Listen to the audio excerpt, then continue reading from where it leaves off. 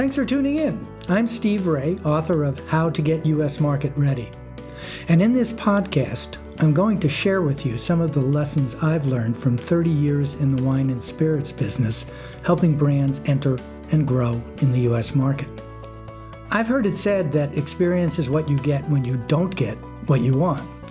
My goal with the book and this podcast is to share my experience and the lessons learned from it with you so you can apply those lessons and be successful in America.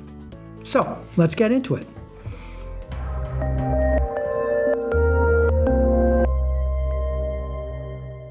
Hello, and welcome back. This week's session is going to be on what export wine and spirit suppliers need to know about the U.S. market.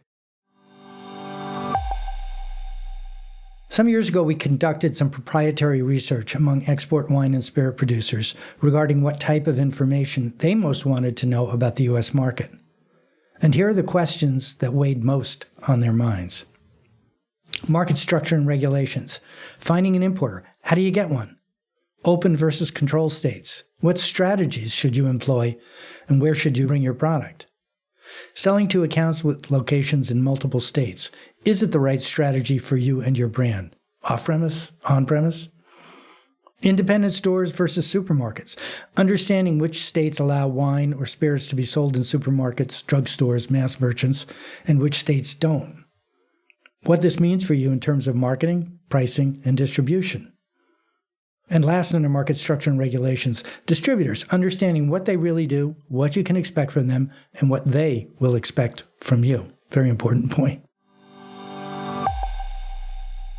Well, let's turn to marketing, too. The answers here were interesting. E-commerce is a very compelling strategy for smaller, boutique, or specialty brands. That was true then, several years ago, as I said, and that's especially true now, as I record this during the COVID-19 crisis. So much of the business is shifting to e-commerce. Many suppliers recognize that they only need to be in distribution in one store to be able to sell in multiple states. That's an interesting thought. But retailers can ship to consumers in about 30 other states. So if you only have a retailer in, say, New York State or California, they can ship from there to many other states. So you may not need to get distribution in a given state in order to be able to sell direct to consumers. We'll talk more about that in the e-commerce section.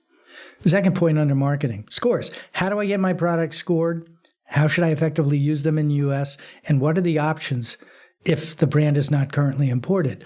One of the things a lot of people find out as a surprise is many of the competitions only accept entries from brands that are already imported. So that begs the question for brands that are not currently imported, how can I get my wines reviewed?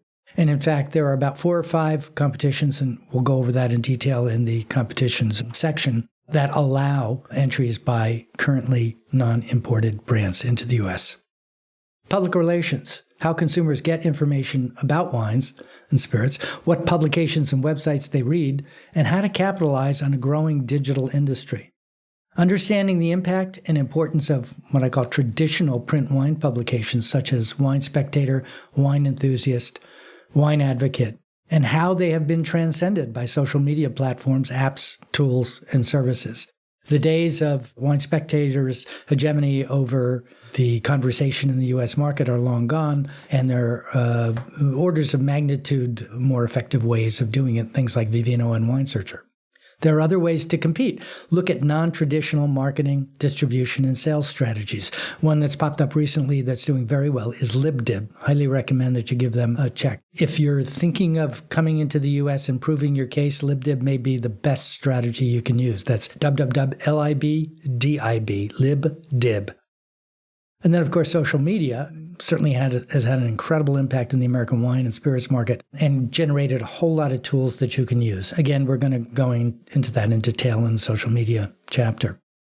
And lastly, e-commerce, why it's important and how you can participate in it and how it differs from traditional retail, both pros and cons. It isn't something that is an either or, it's a both and. And the last point under this was operations. Contracts and agreements, why you need to get it in writing and what should be included. I find this to be like one of the most incomprehensible things.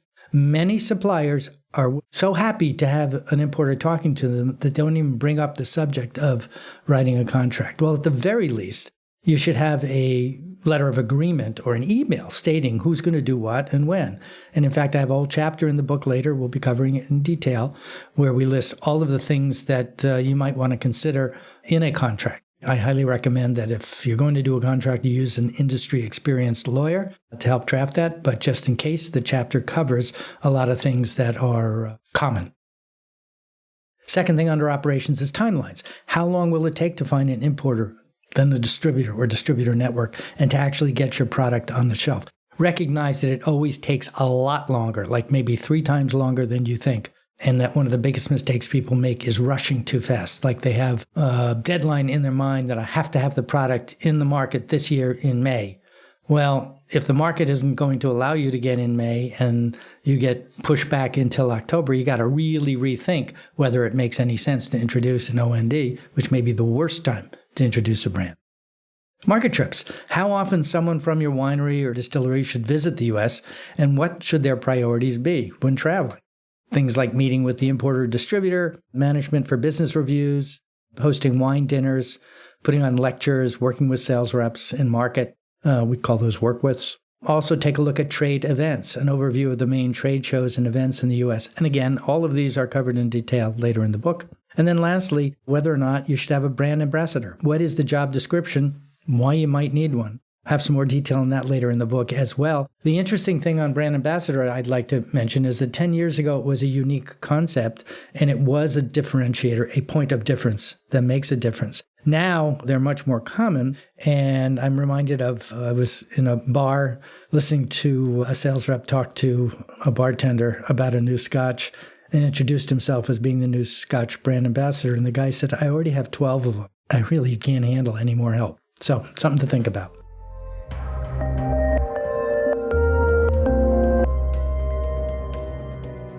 Well, that's it for today. I don't want to take up any more of your time. See you next week on How to Get U.S. Market Ready, presented by the Italian Wine Podcast. Hi, this is Steve Raye. This is a great line from Samuel Johnson. I'm sorry I have sent such a long letter, but I didn't have time to write a short one.